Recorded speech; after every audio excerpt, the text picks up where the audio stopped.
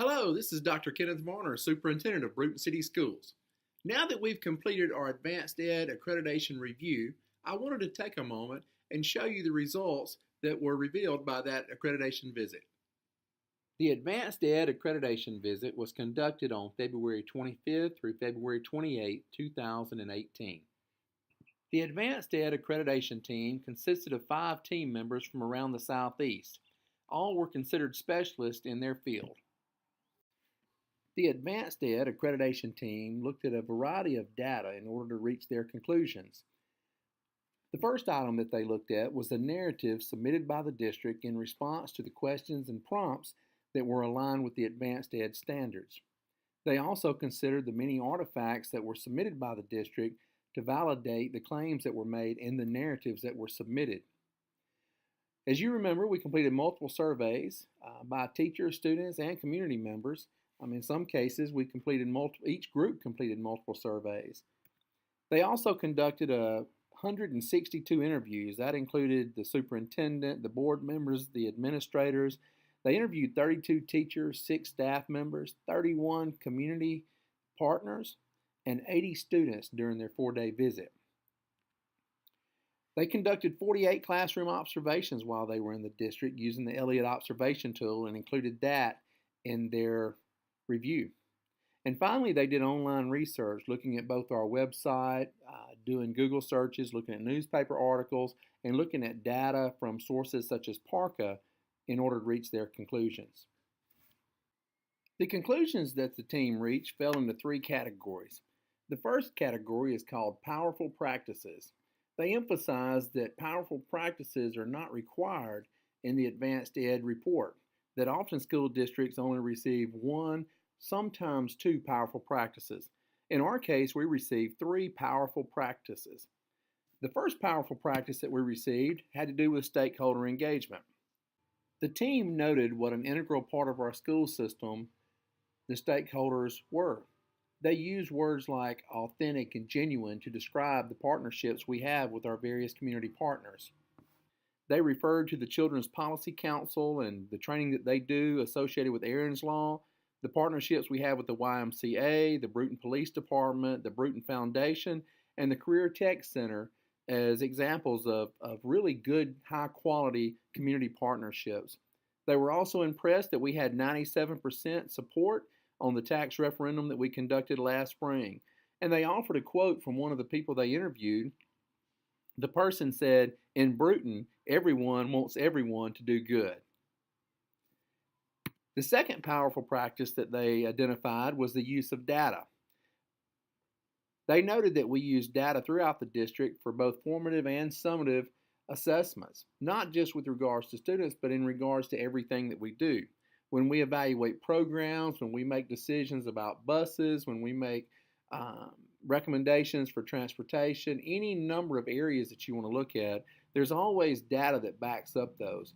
We don't rely on intuition or gut feelings to make those decisions. We don't use experience alone, but we rely heavily on data to back up the conclusions that we reach. Finally, the third powerful practice that they identified was the use of human, material, and fiscal resources throughout the district.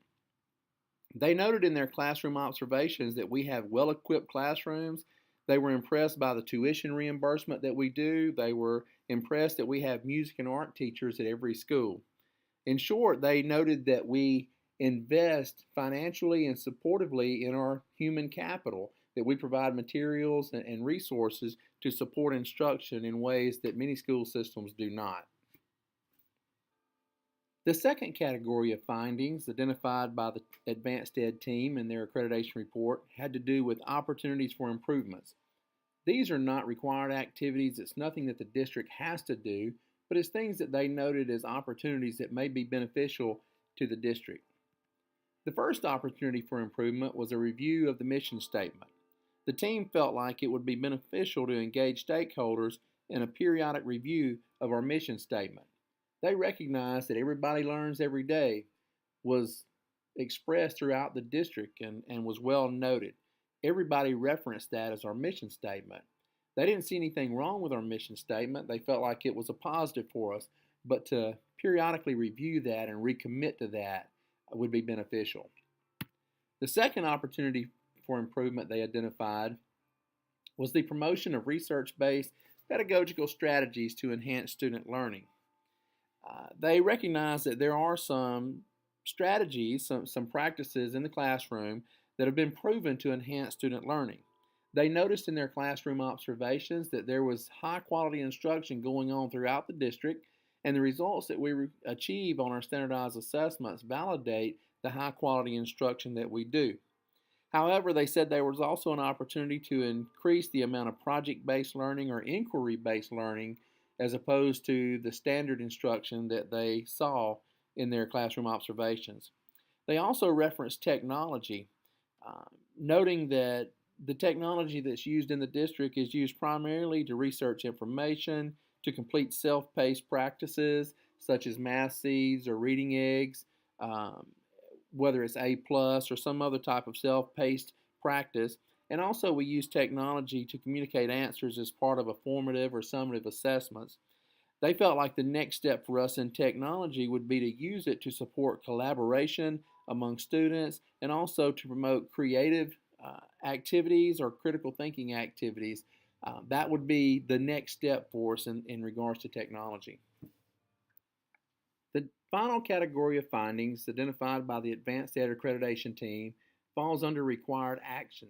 These are the things that the districts are required to address as they move forward. The team was mandated to find at least one required action in their accreditation visit. In our case, the improvement priority number 1 under required actions is in regards to policy. To quote them, it said that their review revealed a need to review and update, where needed, the compilation of policies included in the Brewton City School Policy Manual. In response to this, the Board of Education has already engaged with the Alabama Association of School Boards in their policy review process to update and make sure that our policies are current. Finally, the AdvancED Accreditation team assigned the school district an index of educational quality. This is called our IEQ score. There are 400 points possible in the IEQ score, and we scored a 351.74. I was told by the chair of the AdvancED Accreditation Department in the state of Alabama that this was the highest score recorded by a school district to date in Alabama since they've gone to the new process. As you can imagine, we were thrilled with the results of the accreditation review visit. The report that we received validates what we already know to be true about Brewton City Schools, that it's an awesome school district with a lot of great things going on. It truly is a great day to be a T.R. Miller Tiger.